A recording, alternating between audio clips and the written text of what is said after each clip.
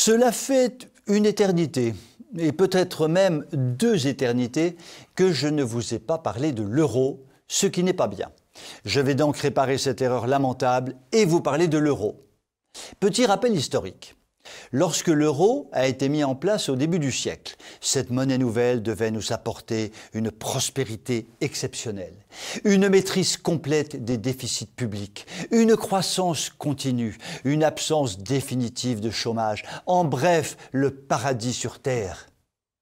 En fait de paradis sur terre, l'euro, qui est en réalité la continuité du marque allemand, a magnifiquement profité à l'Allemagne et a superbement déréglé notre économie.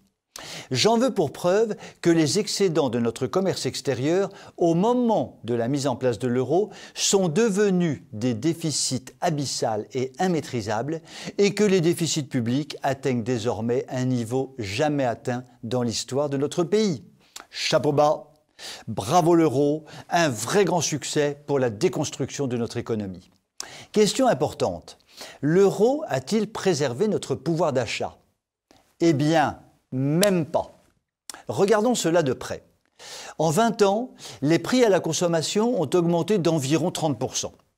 Bon an, mal an, les revenus ont augmenté dans des proportions à peu près identiques.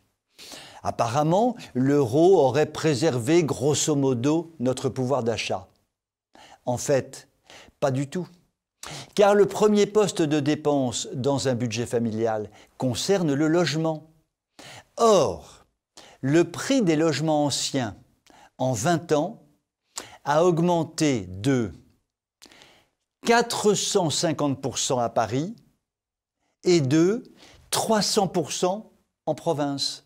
Je répète, 450% à Paris et de 300% en province, alors que les revenus et les salaires n'ont augmenté que de 30%. Ce qui signifie que, de façon globale, le pouvoir d'achat familial, qui devait soi-disant être protégé par l'euro, a subi en pratique une très forte amputation. Chapeau bas à l'euro, un vrai grand succès pour le budget familial. Tout cela explique que des économistes sérieux comme Charles Gave ou François Asselineau continuent d'affirmer qu'il n'y a pas de redressement économique possible sans une sortie de l'euro.